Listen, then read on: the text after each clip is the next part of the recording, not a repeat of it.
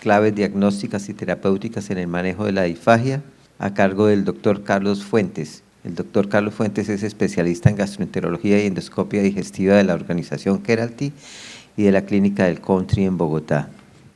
Bueno, buenas tardes para todos. Muchas gracias a la organización por la invitación. La idea durante estos próximos minutos es hablar un poco sobre el enfoque diagnóstico de los pacientes con disfagia. Es un paciente que nos llega al servicio de urgencias. El motivo de consulta del paciente es que no puede comer, un hombre de 78 años, 3 semanas de evolución, disfagia progresiva para sólidos y líquidos, donde realiza una endoscopia extrainstitucional que reporta una estenosis a nivel del esófago proximal. Definición: la disfagia considera que es un deterioro en el mecanismo de la deglución que puede resultar en dos consecuencias: la penetración del contenido alimentario a nivel del hipofaringe o la aspiración cuando vemos que este contenido pasa a la vía respiratoria. Debemos diferenciarlo un poco de otros síntomas como la afagia o dinofagia o la presencia del globus faríngeo. Y después de leer varios artículos concluyen que la disfagia es un síntoma fascinante que exige una alta habilidad del médico, habilidades semiológicas con un conocimiento profundo de las diferentes etiologías para poder esclarecer el diagnóstico de este paciente.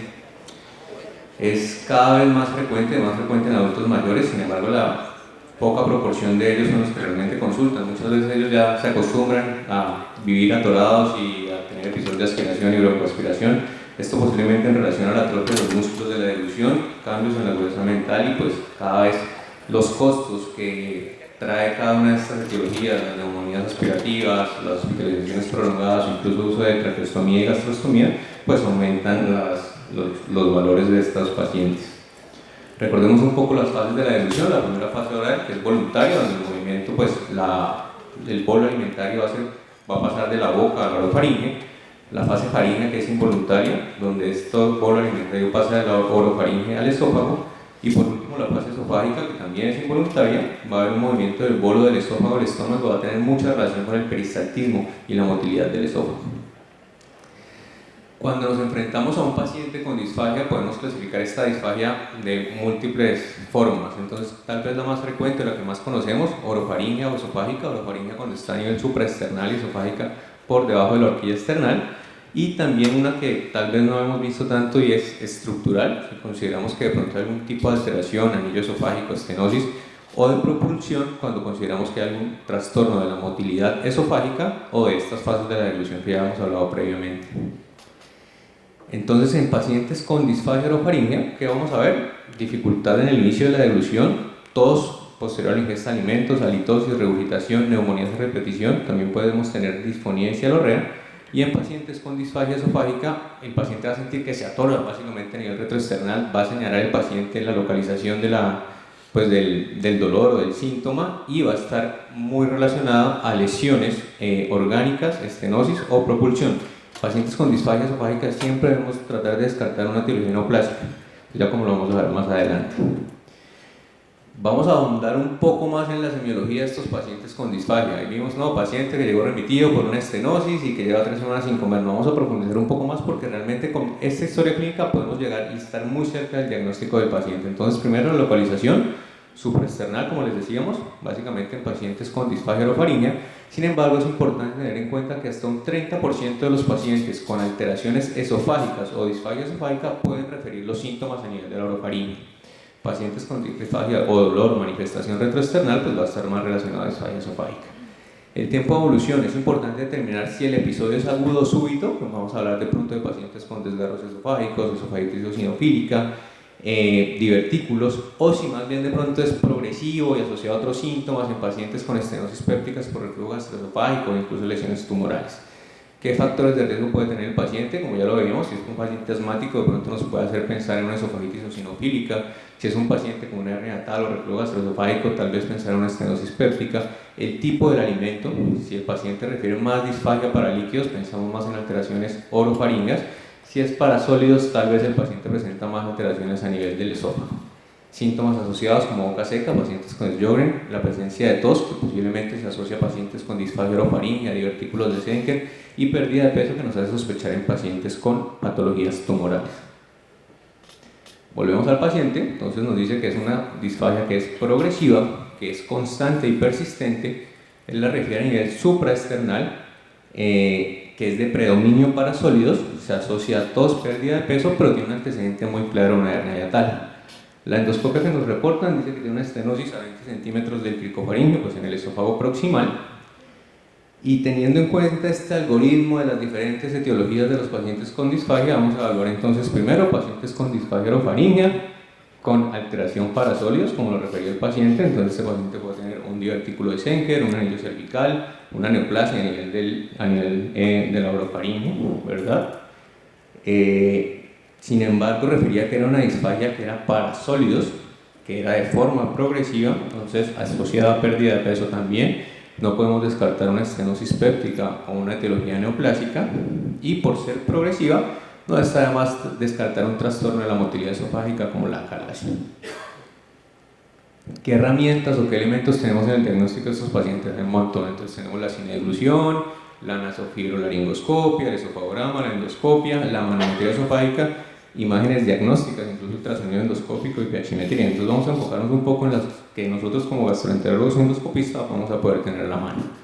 Entonces primero, la endoscopia flexible es la forma de evaluar de forma directa el esófago. Recordemos que no es el examen ideal para evaluar la orofaringe ni la nasofaringe. Muchas veces estos pacientes con globos faríngeos esperan que uno les dé el diagnóstico con la endoscopia, pues realmente no es el estudio ideal. Entonces, estos son los hallazgos de la endoscopia de nuestro paciente. Esta es la estenosis que referían, estaba lleno de comida, lleno de restos alimentarios. La doctora, muy juiciosa, realizó el aspirado de los hallazgos que encontraban en el esófago, y después de lavar muy bien encontramos una posible estenosis o un pseudodivertículo que nos permite un poco aclarar mejor los hallazgos de este paciente. Pudimos avanzar al esófago, encontramos la hernia hiatal gigante que tenía el paciente como antecedentes, no había estenosis, y después de eso pues procedemos a realizar el esofagograma. Entonces hay dos posibilidades: primero, la cinedeglución, que nos permite evaluar las fases de la deglución, la fase oral y faríngea, y el esofagograma, idealmente un esofagograma cronometrado que nos permite evaluar el tiempo de vaciamiento gástrico, porque muchas de las opciones y los tratamientos pues lo podemos comparar después. Este es el esofagograma del paciente. Entonces vean que tiene varias cosas. Primero vemos retención del medio de contraste, más o menos a nivel de la horquilla external. Después, cuando pasa el contraste a través del esófago, podemos evaluar que hay unas alteraciones en el peristaltismo del esófago, parece que tuviera ondas terciarias. La retención del medio de contraste a nivel de la hernia hiatal, aquí estamos viendo la posición anteroposterior, y el paso del contraste al esófago. Entonces vean que muchos hallazgos de este esofagograma pues pueden estar en relación a diferentes etiologías que sean lo que le está produciendo los síntomas al paciente. La pH-metría, muy importante en evaluar pacientes con síntomas atípicos de reflujo gastroesofágico. Recordar que el diagnóstico de reflujo es clínico y no todos los pacientes necesitan pH-metría para esclarecer el diagnóstico. Y la manometría de alta resolución, como gol estándar en el tratamiento o en el diagnóstico de pacientes con disfagia en los que sospechamos una alteración de la motilidad esofágica. Este es el algoritmo que tenemos todos. La idea es que no llegue la manometría, veamos la fotico y vayamos a ver el diagnóstico, sino que tratemos de un poco de hacer el ejercicio, y que me gustaría explicarles un poco cuál es el ejercicio que vamos a hacer cuando nos llegue una manometría. Entonces los invito primero a que evaluemos el IRP, la presión a nivel del esfínter esofágico inferior, si está alterada o no. Si está alterada, vamos a considerar que el paciente posiblemente tenga una alteración en el tracto de salida de la unión esofagogástrica. Después de eso vamos a evaluar las degluciones. Si las degluciones están alteradas y el peristaltismo está alterado, posiblemente vamos a encasillar a este paciente en alguno de los tres tipos de acalasia que conocemos. Sin embargo, si no cumple criterios de acalasia, podemos considerar una obstrucción al tracto de salida de la unión esofagogástrica, donde el esofagograma o el endoflip nos va a poder ayudar a esclarecer un poco mejor el diagnóstico. Si el IRP del paciente es normal y tiene el peristaltismo alterado, ya vamos a evaluar si tiene una contractilidad ausente, si el 100% de las ondas son fallidas. Si presenta contracciones prematuras, podemos considerar un espasmo esofágico distal o un esófago hipercontráctil, o una motilidad esofágica inefectiva, que es un hallazgo muy frecuente en pacientes con esclerodermia. Entonces vamos a hacer el ejercicio. Es un paciente diferente pues al del caso clínico de nosotros. Recordar que en la matometría también podemos evaluar la presencia de hernia hiatal, las características de la dilución, el aclaramiento del bolo y la reserva peristáltica, que es un hallazgo muy importante en los pacientes que van a ser llevados a cirugía antirreflujo. Entonces vamos a ver el IRP del paciente, un IRP de 38 con un valor normal menor de 15, los diferentes dispositivos, no todos va a ser 15, hay diferentes valores de referencia, entonces vamos a evaluar el IRP, está mayor de 15, posiblemente tiene una alteración en la obstrucción de la unión esofagogástrica. Después de eso vamos a evaluar las características de las degluciones, donde tenemos un 100% de ondas fallidas, nos va a hacer sospechar una acalasia, y ahora vamos a ver las características de estas degluciones fallidas, donde encontramos un 100% de presurización panexofágica. Entonces no sé si alguno se anima a establecer el diagnóstico de este paciente. Sin ver el resultado de la conclusión de la manometría, podemos caer en que es un diagnóstico de un paciente con una acalasia tipo 2. O sea, realmente es fácil y los invito a hacer ese ejercicio, tener el cuadro y cada vez que les llegue una manometría, tratar de dar el diagnóstico antes de ver el resultado. En cuanto al tratamiento, pues realmente nuevamente vamos a hablar de disfagia orofaringea esofágica. Pacientes con disfagia orofaringea básicamente es prevenir los episodios de broncoaspiración, educar al paciente, es muy importante los audiólogos, las terapeutas ocupacionales, y pues realizar terapia de dilución a estos pacientes. Nosotros cómo podemos intervenir, obviamente cuando nos toque realizar una gastrostomía en pacientes con esclerosis lateral amiotrófica o presentan neumonías a repetición. Y en cuanto a la disfagia esofágica, pues tratar la causa, miotomía en casos de acalasia o alteraciones de la motilidad esofágica, la presencia de dilataciones si tenemos estenosis péptica o esofagitis eosinofílica, el uso de prótesis en pacientes con neoplasias, el uso inhibidor de protones con pacientes con esofagitis eosinofílica o reflujo gastroesofágico, la dieta, nuevamente dieta de restricción en esofagitis eosinofílica, o el uso de antibióticos en esofagitis infecciosas.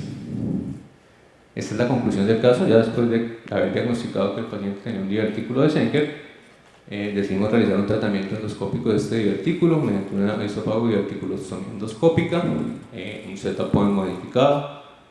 Se realizó una inyección a nivel del septo del divertículo, posteriormente una sección de las fibras musculares del cricofaringeo hasta la base y comprometiendo el músculo circular del esófago. Este es el espacio submucoso. Ya el hecho de la resección con una hemostasia adecuada y el cierre de la mucosa con clips metálicos. Para llegar a la casa, entonces, que la disfagia tiene múltiples etiologías y yo creo que con una buena amnesia y una buena historia clínica podemos orientar el diagnóstico de este paciente. Es importante clasificar la disfagia de acuerdo a la localización porque nos va a orientar en la fisiopatología, el diagnóstico y el tratamiento. Es importante un equipo multidisciplinario, el endoscopista, el gastroenterólogo, el radiólogo, el fonoaudiólogo y el terapeuta es muy importante. Y pues obviamente el tratamiento de la disfagia pues va a estar en estrecha relación a la etiología y la causa de este síntoma. Muchas gracias.